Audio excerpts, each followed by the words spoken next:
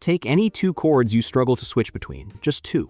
Put your metronome on the slowest tempo where both chords ring completely clean. Not comfortable, clean. Every string, every note. No buzzing, no muting. Now do nothing except switch between those two chords for 10 minutes. Not the whole song, not the section around it.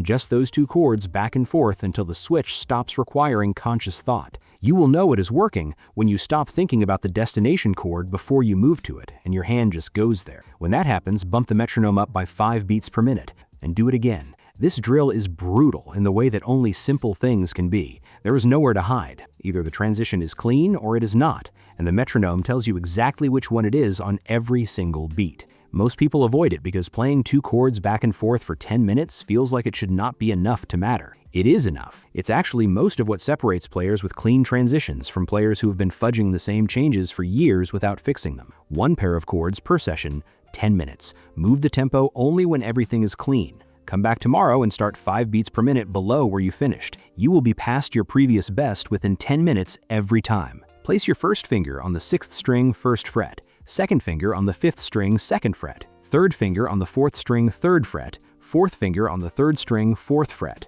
Now move each finger to the next string without lifting the others until you have to. Slow, every note, clean and separate. That is the spider exercise, and it does 3 things simultaneously that almost no other exercise touches at once. It builds finger independence, meaning each finger learns to move without dragging the others with it. It builds fret hand strength evenly across all 4 fingers, including your 4th finger, which most beginner exercises ignore entirely. And it maps the fretboard in a physical way that makes scales and patterns easier to learn later because your hand already knows the geography. 4 minutes a day.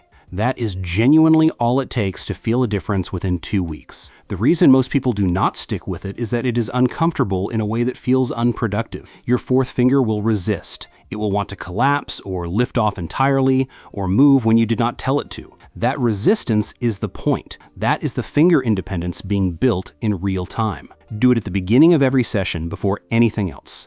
Slow enough that every note rings. Your fretting hand 6 weeks from now will not feel like the same hand. Join our Discord if you want to share your progress and get feedback from people going through the same thing. We have people at every level, and the conversation makes the practice make more sense. Link is in the description. Record yourself playing something you think you have down. Anything. A song, a riff, a chord progression. Play it the way you normally play it without trying harder than usual. Then put the guitar down and listen back without doing anything else at the same time. What you hear will not match what you thought you were playing. It never does. There will be a note somewhere that does not ring cleanly that you have never noticed because you were too close to the playing to hear it. A rhythm that is slightly uneven in a place you always assumed was solid. A transition that clips the end of the previous chord in a way that felt fine from the inside, but sounds sloppy from the outside. Write down exactly what you hear, not impressions, specific moments. Bar 3, the G chord, the B string is muting. The transition into the chorus, the first beat is late. The run in the bridge, the last 2 notes are rushing. Now you have a practice list, not a vague sense that you need to get better.